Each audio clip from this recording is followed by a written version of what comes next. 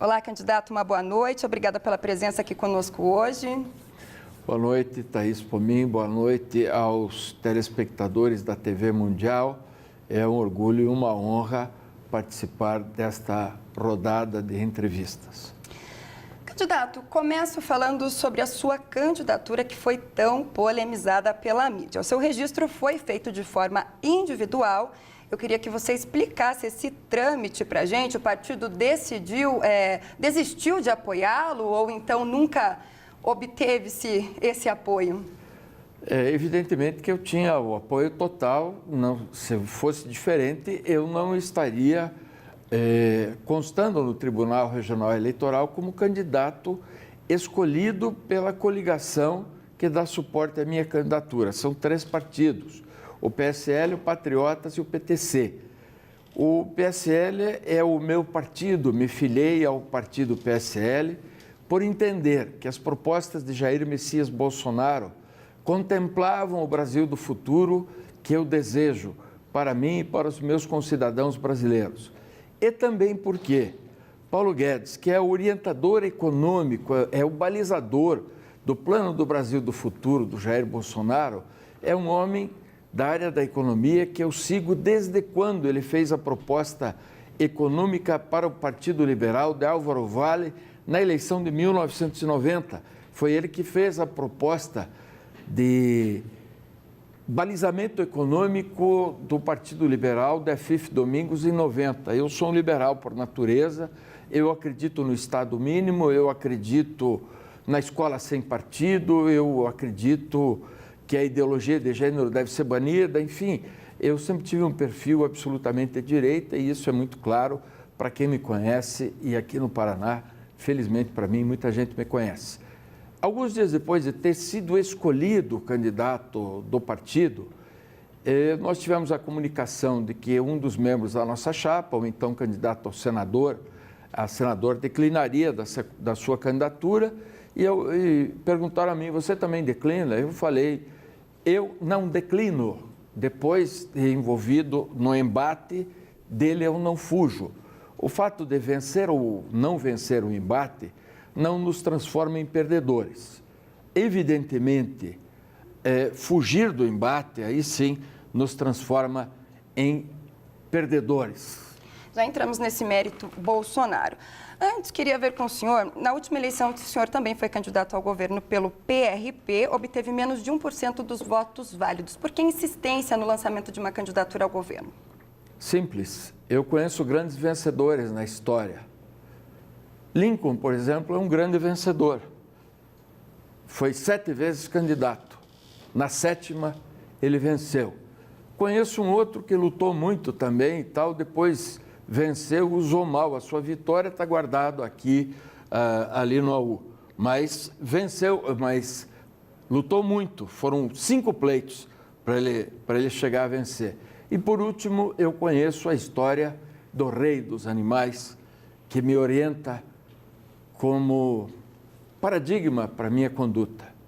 O leão, para quem não sabe, tenta 10 vezes a captura de sua caça para, na média, na 11ª, tornar-se o vencedor da vida e pela vida.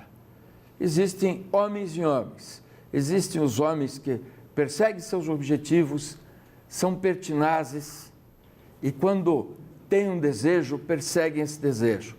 Eu realmente não tenho o perfil do candidato milionário.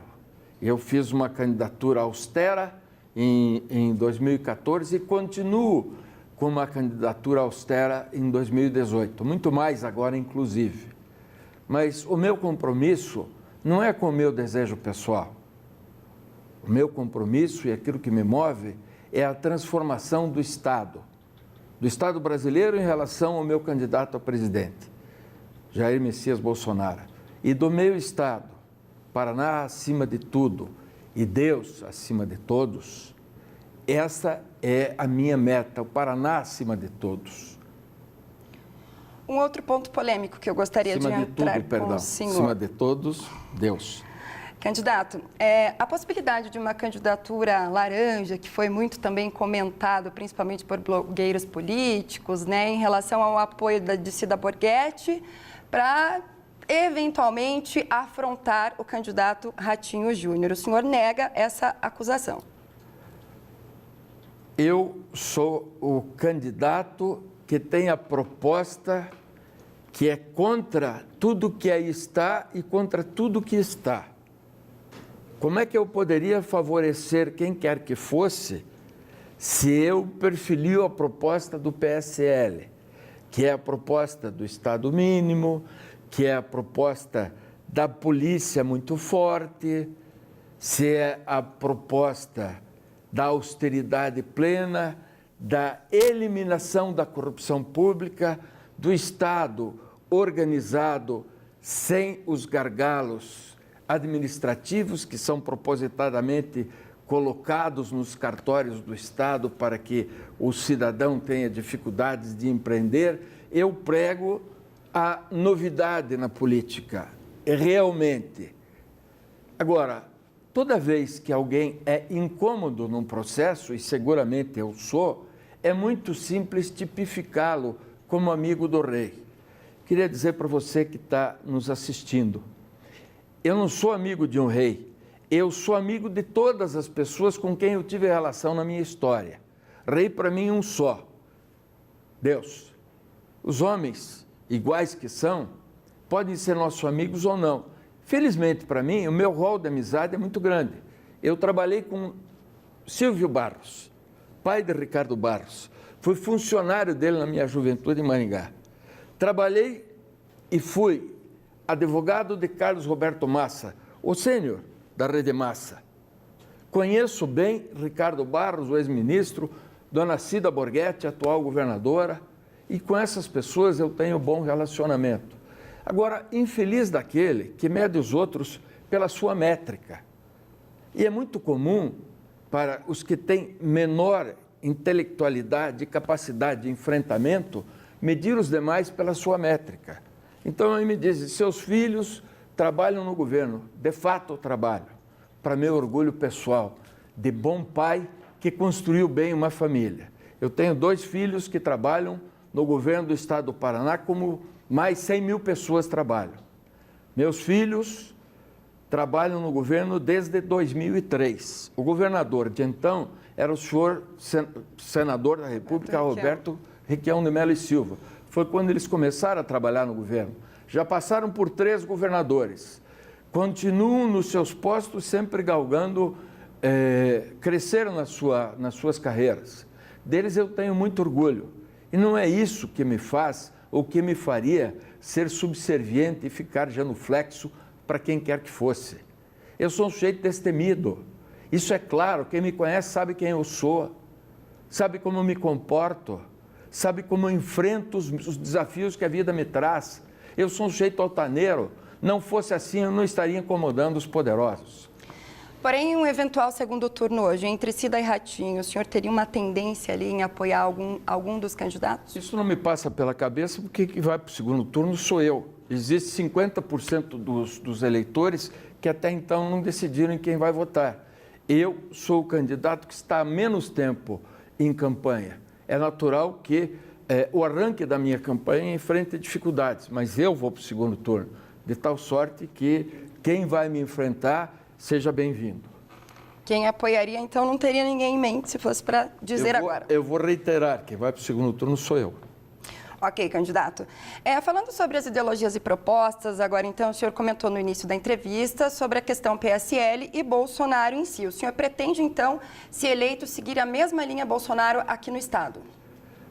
Existem diferenças entre uma administração pública federal e administração pública estadual. Existem diferenças básicas em função do que cada estado arrecada, o Estado Nacional e o Estado Federado. Evidentemente, o presidente da República... Eu digo na linha mais rígida mesmo que ele propõe. Você não quer que eu fale da economia? Também. Eu queria dissertar sobre economia para dissertar sobre um campo mais ameno para mim, mas eu vou responder objetivamente a sua pergunta. A austeridade para mim no serviço público é fundamental, Mas não só no serviço público. A austeridade e a linha de conduta do dirigente maior tem que ser o norte para uma população, para um povo e para uma gente. A linha dura do senhor Jair Messias Bolsonaro reflete a necessidade oferecida a ele pela população brasileira hoje, de escola sem partido, de segurança pública forte, de certeza absoluta de que a corrupção vai ser eliminada no nosso dia a dia e, sobretudo, de uma fortíssima privatização tão necessária para ser a mola mestra do desenvolvimento econômico. Então, o senhor defende a privatização. Isso é um dos pontos também levantados durante a campanha, né, com vários candidatos. Tem muita gente contrária, como de direita, o senhor é a favor da privatização? Sem nenhum embargo, sem nenhuma dúvida, eu defendo fortemente a privatização.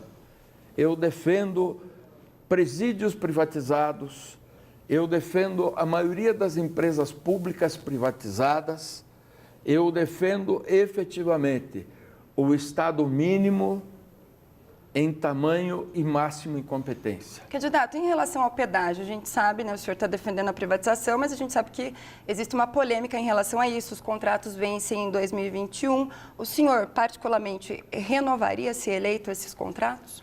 O contrato atual de pedágio vai vencer daqui a 3 anos, portanto, quando eu for governador. Que atitude tomarei? Nos 3 anos em que for eleito, a partir de 1º de janeiro, eu vou exigir que as empresas de pedágio complementem as obras.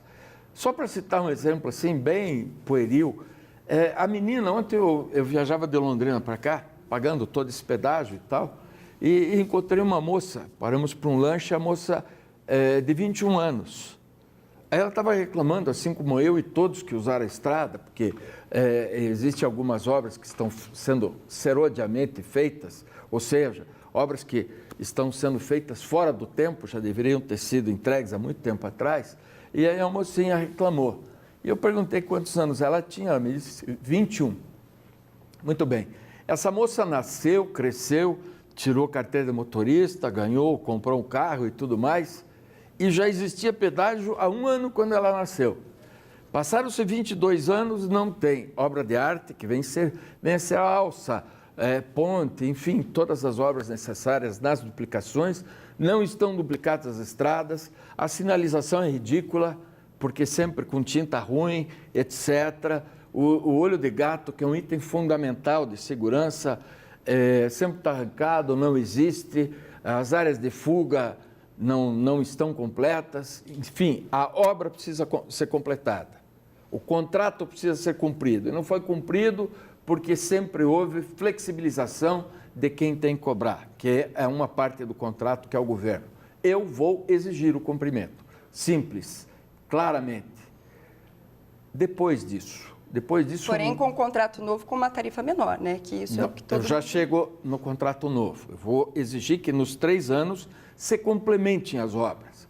No momento em que complementadas, se vencerão os contratos atuais. Aí o modelo será submetido à sociedade, lembrando, porém, que no pedágio existem 2 despesas. A despesa das obras, que cairá, porque elas já estarão terminadas, e a despesa da manutenção do serviço do pedágio, serviço médico, atendimento, que é um gasto infinitamente menor para as empresas de pedágio. Aí sim, aí vamos mexer na planilha, com apoio da sociedade, apoio do judiciário, novos contratos e um modelo de Estado mínimo. Então, um modelo que ofereça ao cidadão uma contrapartida competente e real daquilo que ele paga. Eu não posso imaginar que alguém creia firmemente que pagar R$22 para ir daqui ao litoral seja uma contrapartida decente. Isso é um descalabro e uma indecência. O que eu vou propor ao povo do Paraná é uma tarifa decente. Claro, sempre tendo em mente que eu comecei o governo e já eliminei a corrupção, porque a tarifa é indecente, porque as empresas de pedágio sabem que estão enriquecendo ilicitamente e existem agentes públicos que dão cobertura para esse tipo de enriquecimento ilícito. Deputados, todo mundo.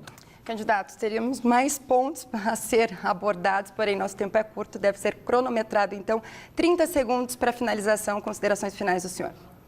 Eu sou um homem submetido, toda vez que me exponho à candidatura, às mesmas perguntas.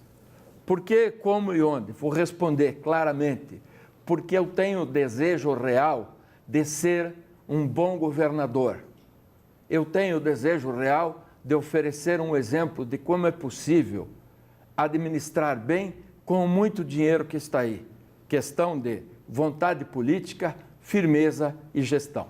Tá certo, candidato. Obrigada pela participação. Temos que respeitar, então, o nosso tempo. Uma boa noite para o senhor e uma excelente campanha. Muito obrigado pela excelente entrevista. Quem é 17, vota 17. Boa noite. Mais uma vez, obrigado.